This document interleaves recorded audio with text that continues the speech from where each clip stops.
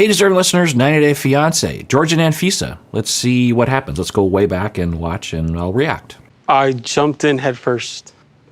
I jumped in without thinking about consequences, about thinking about finding out who she really was. And like, it wasn't even until after I realized like there was so much missing out of the equation that I felt like I didn't know her. Okay, George, take us back to when you first fell in love with Anfisa. What was that moment like, or what was that time like for you?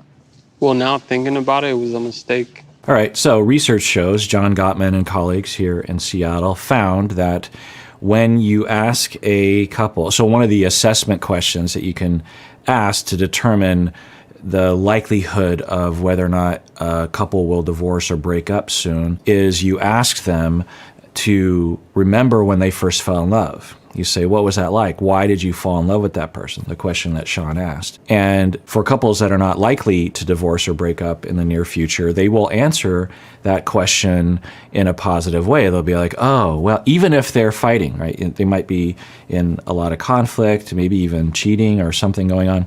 But for couples that still have positive associations with their partner, will say things like, oh, well, I mean, I fell in love by, they were like this and like that, and it made me feel like this, and there are all these good qualities, and this is what it felt like. And I remember this moment when I was like, oh, maybe this person is the one. Now, they might qualify that by saying, I don't know if this is a good choice, but that shows that they haven't had resentment and contempt snuff out the love and positive associations that they have for their partner. Whereas if the individual says something like, you know what, I don't remember why I fell in love with that person.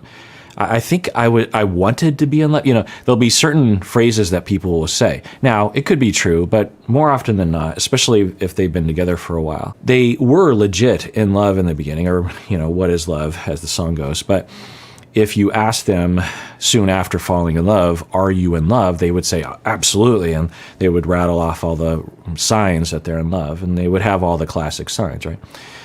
But over time, because of the conflict, because of the hurt, because of the pain, the feelings being hurt, because of the frustration, you build contempt. You start to believe that your partner, that there's something wrong with them, that they don't have empathy, or that they don't actually care about your feelings. And so you start to put up these walls, which is natural to do, and maybe even is wise to do.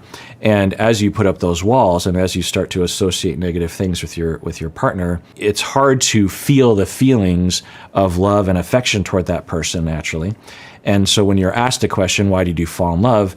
You literally can't remember, and you will frame it in a way like, maybe the wisest way that people could answer is just like, well, I know I was in love, but honestly, I can't remember why I fell in love. I don't know why I don't remember that.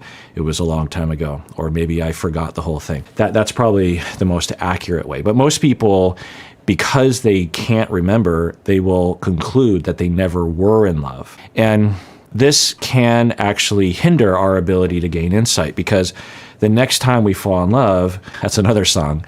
Next time I fall in love, right? Peter, what's his name, from Chicago, Amy Grant from Karate Kid 2. Next time I fall in love, I'll know better what to do. For you people my age.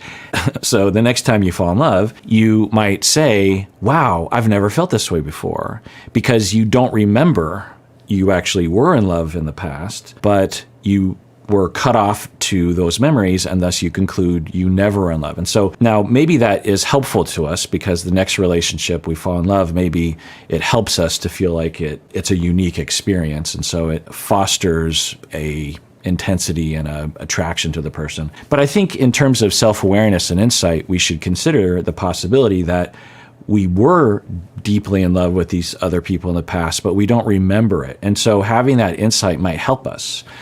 Actually, along these lines, sometimes in polyamorous groups, or even in monogamous relationships, it's important to remember this as well.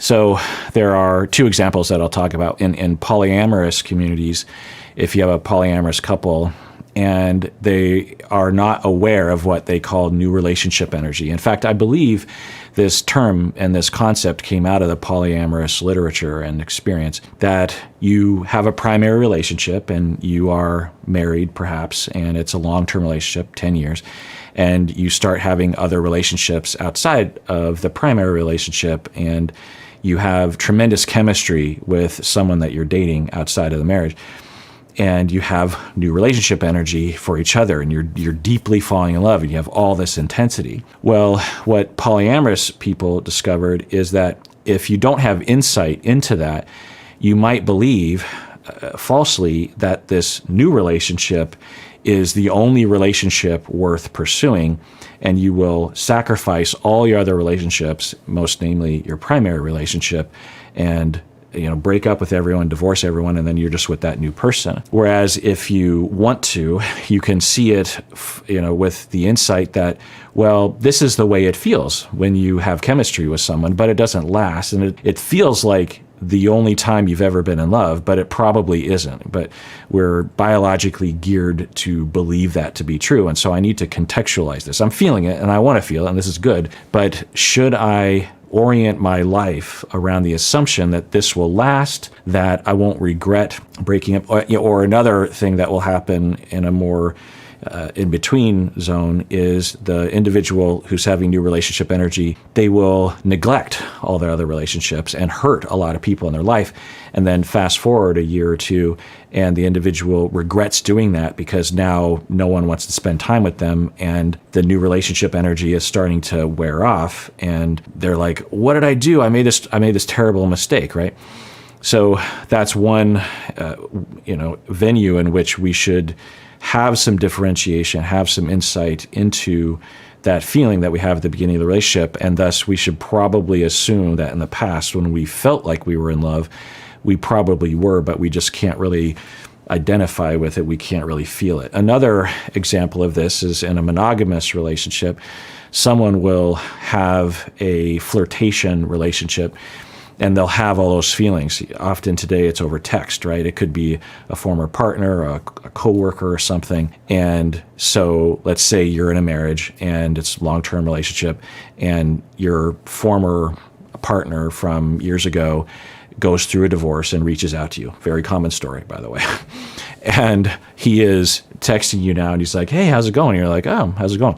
And, you start going back and forth, and it starts getting a little flirty. He is starting to say that he wants to be with you because he thought that you were going to be, he figured he made a mistake. Maybe he even broke up with you, and you still have some residual feelings about that. And you start having all these tremendous feelings. And say your marriage is like 15 years long, the relationship is 15 years. And you're starting to have all these intense feelings of like, oh my God, I'm in love and I'm obsessed and I can't wait for them to text me and all this stuff. Now, does that mean you should get divorced? Maybe, but having differentiation and saying like, well, this is what humans do.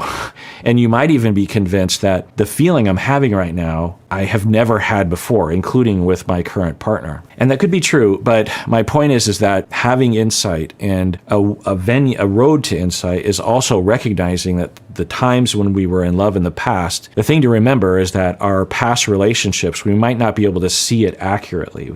And being able to learn from our mistakes and contextualize our current feelings kind of depends on us having an accurate view of the past. That's what I'm saying. Think so now? There was another question. I know so. What made you fall in love with her in the first place?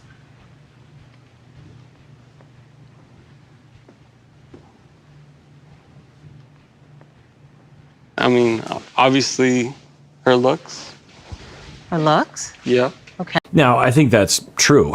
Honestly, I mean, I think that he's said that before, and given their personality differences, it would be hard to believe otherwise, really. So, okay, so he's able to say that, and then you wonder, were you ever really in love? And my hypothesis about, everyone can define love how they want to, but my hypothesis about him is that he has had a lot of difficult relationships in the past, probably going back to when he was very young, I don't know, and was dumped or, just had a hard time meeting people or something.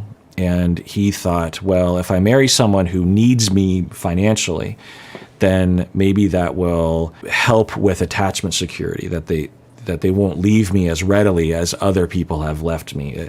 That's my guess. And also he exhibited some misogynistic, toxic, masculine notions that are, particularly common in certain echo chambers today. It's always been present, but anyway, and some of the things he was saying, he's saying like, well, American women are, they're feminist, or they're too independent or something like that. And anyway, so he thinks, well, if I meet that person, then maybe they won't leave me. And so he is perhaps thinking, well, if I find someone that's very good looking, not only will I be attracted to them, but also they'll make me look good because I have some self-esteem issues. Okay. There had to be some connection because there were a lot of beautiful women out there. What made you connect with her? I have no idea. After I realized I was in too deep, I just thought, hey, I might as well just try to ride this out and see if it works out. It was a mistake, though. So either he doesn't remember the affection or the reason why he pursued her as opposed to other women. So he either doesn't remember that because of the reasons I was saying earlier, or he actually never had a connection with her. He was basing everything off of this surface level information, and he was hoping perhaps that they would bond and have affection once they got to know each other better, but he might have been basing this whole thing on this hunch or the fact that she was attractive, which honestly doesn't surprise me. I mean, can we imagine that the two of them would have had these really in-depth, seeing eye-to-eye relationship conversations prior or ever, really? So, yeah, I think they were both taking a huge leap of faith based on these fantasies, based on the foundation of like, well, she's good looking and he has money, so this is going to work. Anfisa, that's got to be tough for you to hear today. It is. I didn't expect it. You didn't? What was it that made you fall in love with George? He was nice to me. He was kind. I liked the way he treated me. All right. Interesting. She says that it was hurtful. I think that's what she was indicating. She's like, oh, that makes me feel bad because he seems to be saying he never was really in love with me and didn't really see me for who I am. It was just my looks. That's the only reason why he pursued me. That feels pretty awful. So that makes sense. And then she says that I fell in love with him because of how nice he was, which is true. I could see, because I think there's a lot of opinions about George, but if you just look at his behavior, he is extremely accommodating to her. She literally will strike him and vandalize his things and destroy his computer and his phone, and he just says, hey, could you please not do that? He is the definition of not the definition, but and in terms of what we call a person who is a doormat or a people pleaser, he's definitely doing that with him. He has other sides to him, right, that are not that way. But so I could see how she might have thought that meant that she could establish more safety with him, and maybe in her past she had the opposite of nice in her past relationships. I don't know. So I fell in love. You're surprised, though, by his answer today, right? I am. But actually, I'm a little surprised, but I can see he just tries to play cool, to look cool. Right. That's interesting. Anfisa's being pretty insightful. So I was thinking that, too, that for him, I think he did have deep feelings for her, whether it was based on a fantasy or not. And right now, he just doesn't want to come across as a fool, or he doesn't want to humiliate himself. And so he's just like, yeah, no, I just was never in love with her. So I think... yeah. I suspect, and I've been saying this from the beginning, that the two of them know each other pretty well off camera, that they've had a lot of bonding and understanding. Not like deep, but deeper than they present on the show anyway. This episode is sponsored by BetterHelp.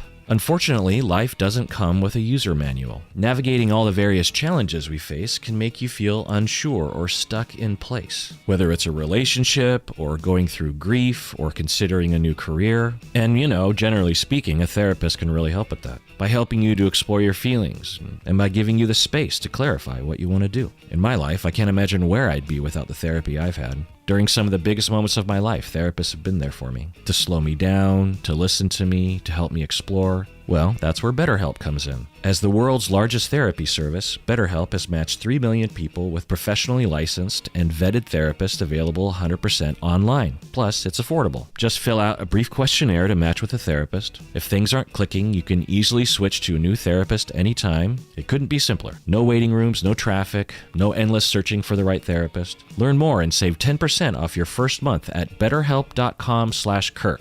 That's BetterHelp, HELP.com/Kirk. He probably seen that he looked like a pushover, I don't know, and he tries to be tough now. It's not that I try to look cool or whatever it may be. I just felt like I had a lot of stress on my shoulders and a lot of anger built up inside. Interesting. So he's saying, no, it's not me trying to look cool. I think what he's saying is, I've had a lot of hurt and anger and stress from this relationship, and so it's hard for me to remember, or I don't want to think about why I fell in love with her. I don't want to think about the positive qualities about her. Is that what he's saying? And I felt that if I would have shown that, she wouldn't have shown up here today. I didn't want her to expect what's going to come today. Tell me what that means, George. Tell me what that means. Well, I feel like she deserves it. I'm glad Sean asked that, because I'm like, huh? I thought he was saying earlier, if I showed her affection, then she wouldn't want to come to the tell-all. And why does he care about her coming to the tell-all? Is it a financial thing? Like, do they only get paid if they both arrive or something? I don't know. And then he says, I feel like she deserves it. Let's rewind that. Stress on my shoulders and a lot of anger built up inside. And I felt that if I would have shown that, she wouldn't have shown up here today. Oh, duh. So he's saying if I would have shown my frustration, she wouldn't have showed up. So he's suppressing a lot of feelings, but he's not really answering the question directly. And then he says, I feel maybe and he said this earlier, he's like, well, but I want to blast her, and the only way I can do that is if she shows up. So I have to fake that I'm not angry at her so I can blast her. Is that what he's saying? I want her to expect what's going to come today. Tell me what that means, George. Tell me what that means. Well, I feel like she deserves it. Yeah, I think that's what he's saying, is that she deserves to be blasted, and I wanted her to come, so I'm suppressing a lot of things until she shows up, and then I'm going to blast her. Is that what he's saying? Hold that thought. We'll be right back. Good for us. See you later. George, come back. What's going on? Wait till you know the other half of the story. But, okay, listen to me. Is there part of the whole relationship is the up and down, up and down? I think you all kind of enjoy it. Don't you kind of enjoy it? Oh, he kind does. Yeah, this is a frequent perspective that I will see in popular culture, which there is some potential merit to it. Now, I don't think with this couple by any means. People say, oh, they're addicted to the chaos, or they're addicted to the conflict. And I guess there is a possibility that for some people, they, as a part of the number of factors that would contribute to the ongoing chaos and conflict, that they get a bit of an adrenaline rush from it or something. I don't know. But I find it to be a convenient perspective. It's like, why do they fight so much? It just seems like they just keep fighting and keep fighting. And I think it feels satisfactory for some people to be like, well, okay, they must want it secretly. They must want that, right? It's a real simple conceptualization. And, my conceptualization about them does not involve that. It could be that, but, and I've talked ad nauseum about, I think, why they fight. I don't enjoy it. I actually hate it. Well, then just leave. Then why are you bugging me when I do leave? It's messed up. I wanted to bring to Anfisa's attention that I'm like really mad and I really hate the situation. She hurt me. All right, so good. He's saying she hurt me, and that's a good thing that he can be able to admit that he can admit it to himself, that he can admit it to the cameras and model that kind of behavior. So much of what we're going through in our lives has to do with our feelings being hurt and fear of rejection. And if we can recognize that, then we can begin not only to know our needs, but also to navigate life in a more effective way to get our needs met. She hurt me to the point where like I don't really care about her anymore. I left. Right. Now, I don't know if that's entirely true because I don't think he's truly done with his affection or hopes for her. But I think he's, at least in this moment, saying what I've been saying, which is that the conflict has begun to snuff out his affection and positive associations with her. And she always reached out back to me. Okay, but she didn't hold a gun to your head for you to come back? It sucks because, like, it's degrading. Wow. And let me tell you the real story. Well, I don't want to do it. I don't want to stay alone with George. Okay, I'm going to take a guess and say that she has knowledge, some insight, Anfisa, into what she has done to him. And she's not proud of it. I know a lot of people will say that she must be psychopathic or she lacks empathy or something. And I think what is actually happening is she does have empathy and she does care about people. It might be kind of a primitive version of empathy based on her development, but it's there. And she gets tremendously hurt. Her relational traumas get triggered, and then she gets very angry, and then she will attack back. We all do this. She does it times 50. And afterward, feels guilty, feels ashamed of herself, but doesn't want to admit it because to admit it means to potentially have your partner say, see, now we both agree that you're the problem. Now I'm going to leave you. Now, paradoxically, for people like Anfisa, when you refuse to admit it, you actually alienate your partner even more. So a lot of times the Anfisas of the world will refuse to admit it because they're trying to preserve the relationship. And actually, we all do this. We all will. Every one of us, you do that, I do that, every one of us does this, that when we feel ashamed or guilty in how we have treated our partners, we will have this paradoxical reaction, this ironic reaction, which is like, well, I think I did something bad. They did something bad to me, but I'm pretty sure I did something bad as well.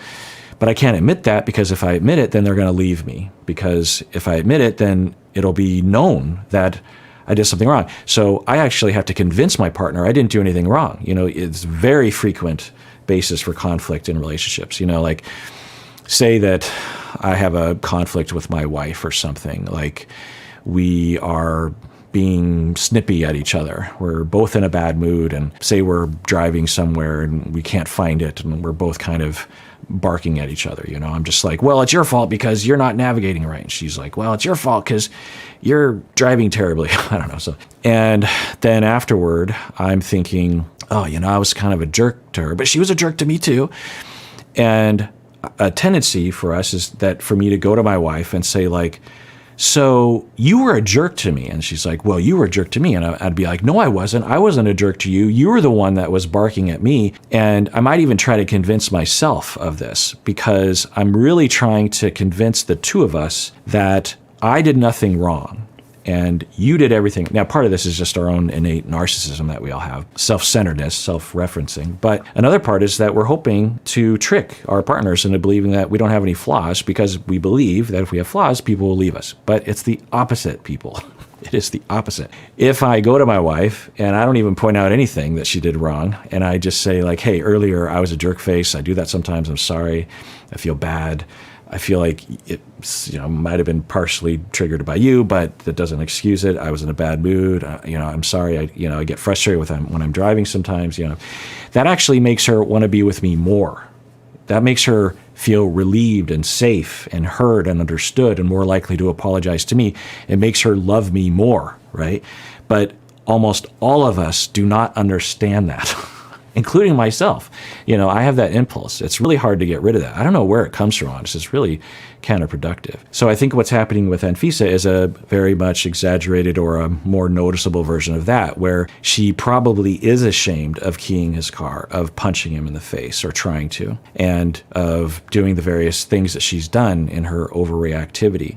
But she is terrified that if she admits that, in the same way that we all are, that she will be abandoned or labeled as someone that will never be loved, or that she's completely unlovable, right? And so she, in this moment, is about to be outed, and she knows, oh, he actually has a lot of reasons to, and a lot of stories that make me look bad, where there's really no way I can get out of that. He's right to be upset at me, and he's about to launch into that because he's like, let me tell you the real story about what she's been doing. And, off camera, God knows what she's been doing. Probably very similar things, maybe worse. I don't know. The physical aspect could be worse. But he's saying, let me tell you a story. And she's just like, okay, peace out. I can't listen to, because she is ashamed, I'm thinking.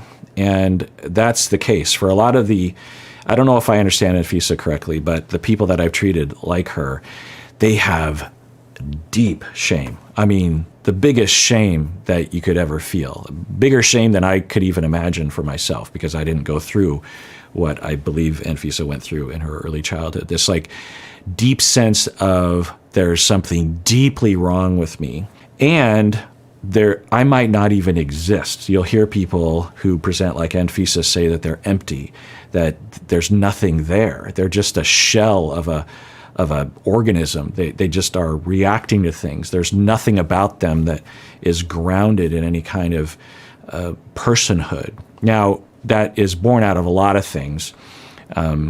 Most notably, it's because they have a disconnection with themselves. And when they look inward, it's kind of a weird thing, and I've talked about this before, but it's kind of a weird thing. Like, if you don't have this issue and you were treated well enough growing up that you do have a connection with yourself, you do know how you feel, you do know what you want, it's something that you might take for granted, that it's like, well, every human has that, but every human doesn't have that. And it's a very weird thing. And I didn't realize this until I actually started treating people with personality disorders, that was even possible. I'm like, and it took me a long time to figure that out. I would hear people say that they feel empty on the inside, and I would be like, wonder what that means, And over the years, I've heard a lot of descriptions of it and a lot of different ideas about it. There's a lot of research about it. But in brief, essentially, the person, when I check in with myself, like if I am, well, let's say that that conflict with that hypothetical conflict with my wife or in the car, during and afterwards, there's a part of me that I can identify of just like, well,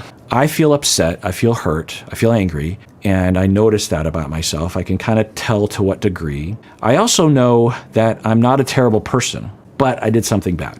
But, and these aren't necessarily conscious thoughts, but they are felt senses of, I am generally a good person, and I don't usually get angry at people. I'm not usually a jerk face in that situation.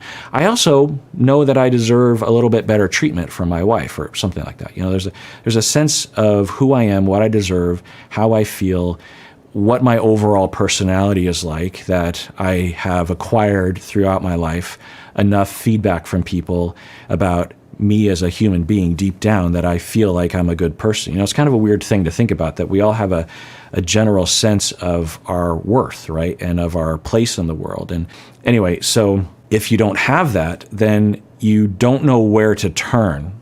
And so you turn outward a lot, and you depend on other people to validate you, which is really hard. So the only way I can go to my wife and tell her and apologize and be vulnerable and not yell at her and not say, you were the bad one. The only way I can really do that is if I have a self to fall back on. I can evaluate things, and I can say, in spite of this moment, I'm still a good person. And in spite of the risk that my wife will leave me, if I go to her and I admit I have a flaw, there's a real off chance that she will say, well, I don't want to be with someone like that, and she will leave me. I have to be able to feel okay.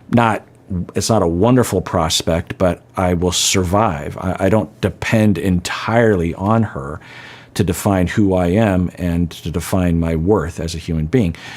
If you don't have that connection, then it is the opposite of that, where you need other people to define you, constantly, right? Now, what people will say is that they're empty and that they don't have a self, but that is not true. They do have a self, they just can't see it. It's down there, and it's important for, if you or you know someone who has this condition of feeling empty, to really know that. You have to trust me that you do have a self, you do have a personhood, you do have worth. You just don't have access to it. And once you gain that connection, you will start to feel that foundation. And of course, you do that in long-term therapy that specializes in that kind of work. All right, well, let's end it there. And everyone out there, please take care of yourself because you deserve it. You really, really do.